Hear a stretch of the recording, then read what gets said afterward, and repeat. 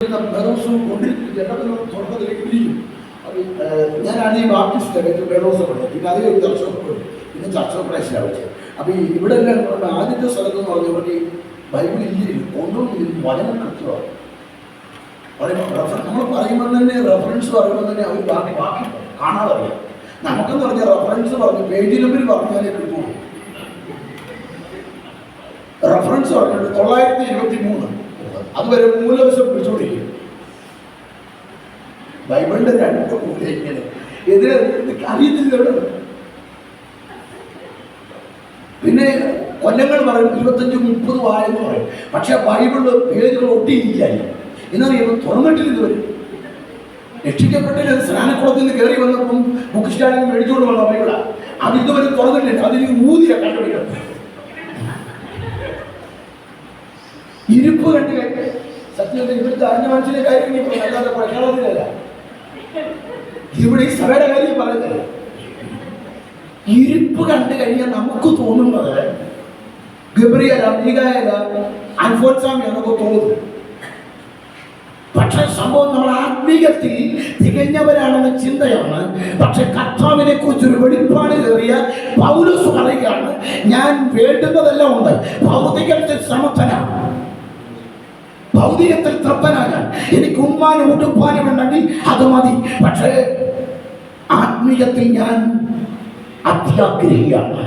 എനിക്കിനി അവനെ അറിയണം, എനിക്ക് അവൻ്റെ കഷ്ടാനുഭവത്തെ ഇനി അനുഭവിക്കണം, അവൻ്റെ കൃപാവരം എനിക്കിനി വേണം, അവൻ്റെ പുനരുദ്ധാന ശക്തി ഇനി വേണം, മരിച്ചവരുടെ ഇടയിൽ നിന്നുള്ള പുനരുദ്ധാനം എനിക്ക് വേണം, അവൻ്റെ കൂട്ടായ്മ എനിക്ക് വേണം, അവനോട് കൂടെ എനിക്ക് വസിക്കണം. ഡേ ബൈ ഡേ ഞാൻ ക്രിസ്തുവിനോട് അടുക്കുക. സ്തോത്രം. നമ്മുടെയൊക്കെ സഭകളുടെ ഗതികേട് പേര് ബന്ധക്കോസ്തമാണ്. ശരിക്കും പറഞ്ഞാൽ ചിലടൊക്കെ ചെന്ന് കഴിഞ്ഞാൽ നമ്മൾ ഓർക്കുന്നത് ബാപ്റ്റിസ്റ്റിലെങ്ങാണ്ട് വന്ന പോലെ. എറണാകുളത്തോടെ ഉപവാസ പ്രാർത്ഥനയും ചെന്ന് കഴിഞ്ഞിട്ട് ഞാൻ അവിടെ ഇങ്ങനെ പാടിക്കൊണ്ട് പ്രാർത്ഥിച്ചുകൊണ്ടിരിക്കുക. പ്രാർത്ഥിച്ചുകൊണ്ടൊക്കെ എഴുതി വെച്ച് കഴിഞ്ഞപ്പോഴത്തേക്കും പാട്ടൊക്കെ തുടങ്ങി. ശരിയാണ്, അനക്കവുമില്ല, ആവിയുമില്ല. എല്ലാവരും കൂടി പാട്ട് കണ്ടപ്പോൾ ഞാൻ ഉറങ്ങി വീഴുമോന്ന് തോന്നി. ഞാൻ ഉറങ്ങി താരാട്ട് പാടുന്നത് കയ്യിൽ പഠിക്കാൻ പറ്റാത്ത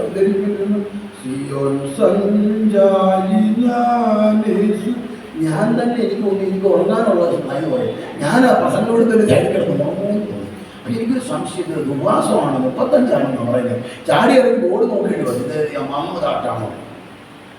സഭയൊക്കെ ഇത് തന്നെ. പക്ഷെ അകത്ത് കയറി എനിക്ക് പിടിയിട്ട് ഞാൻ തരുന്നത് എൻ്റെ ബ്രദറാറോ ഹോളിലായവരെ. ഇതിൻ്റെ കാര്യം എന്ന് പറഞ്ഞു കഴിഞ്ഞാൽ അപ്പം ഇവിടെ സംഭവിച്ച ഗതികേട് ആത്മീയത്തിൽ തൃപ്തിപ്പെടും, ഭൗതികത്തിൽ നമുക്ക് അതൃപ്തിയാണ്. പക്ഷെ ഇതാണ് നമ്മുടെ ഇന്നത്തെ തലമുറയ്ക്ക് സംഭവിച്ച ഗതികേട്. ഞാൻ പറയുന്ന മനസ്സിലാകുന്നുണ്ടോ? പെന്തക്കോസ്തിൻ്റെ കഴിഞ്ഞ തലമുറ ഡ്രം അടിക്കണേ വരെ എന്ന് വേണമായിരുന്നു. ഉറക്കെ പറഞ്ഞിട്ടുള്ളവർ ഉറക്കെ പറ. ആൻറ്റി പറഞ്ഞ കറക്റ്റാ. ഇന്നെങ്ങാണ് അവനെ ഡ്രം ആരടിക്കും. ആൻ്റെ മനസ്സിൽ ഇത് ഈ റൂള് പറഞ്ഞാൽ ഡ്രം ആരടിക്കും, ആരടിക്കും എന്നുള്ളതായിരുന്നു. കാര്യം അങ്ങനെ ആയിരുന്നു. ഞാൻ പറയട്ടെ, ബ്രദർമാരുടെ കൂടി ചെന്നിട്ട് അന്യഭാഷ പറയാൻ ധൈര്യം. നമ്മൾ ചെന്ന് കയറി ഒരു അന്യഭാഷ പറഞ്ഞാൽ അവർ അന്ന് പിറ്റേ ദിവസം പറയാൻ അബദ്ധത്തിലാണെന്ന് ചിന്തിച്ച് നമ്മളോട് പറയും പറയുന്നു പറയും. 2-3 ആഴ്ചയാകുമ്പോൾ അവർ പറയും ഇനി ഞങ്ങളുടെ ചെയ്തിരിക്കും വരരുതെന്ന് പറയും. നമ്മളോ ഇതിനെ എല്ലാം കൂടി ഇതിനകത്ത് പിടിച്ചിരിക്കുക, ഇതിനെ എല്ലാം ഇറക്കി വിടണ്ടേ. ബന്ധക്കോസ്തല്ലേ ആണോ? അയ്യോ ആണോ?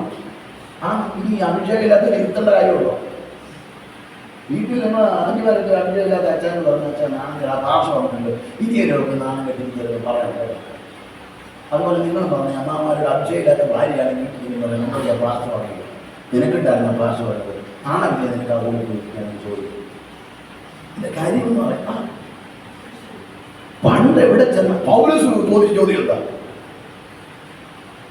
പത്രോസ് ചോദിച്ചെന്താ? വിശ്വസിച്ചിട്ട് നിങ്ങൾ പരിശുദ്ധാത്മാവ് പ്രാപിച്ചു. അതായത് അല്ലാതെ കണ്ടപ്പോൾ മക്കളൊക്കെ UK വിളിച്ചോന്നല്ല.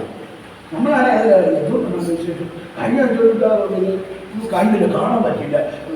സ്വിറ്റ്സർലാൻഡിൽ മക്കൾ വന്നു. അല്ലെ ഇതൊക്കെ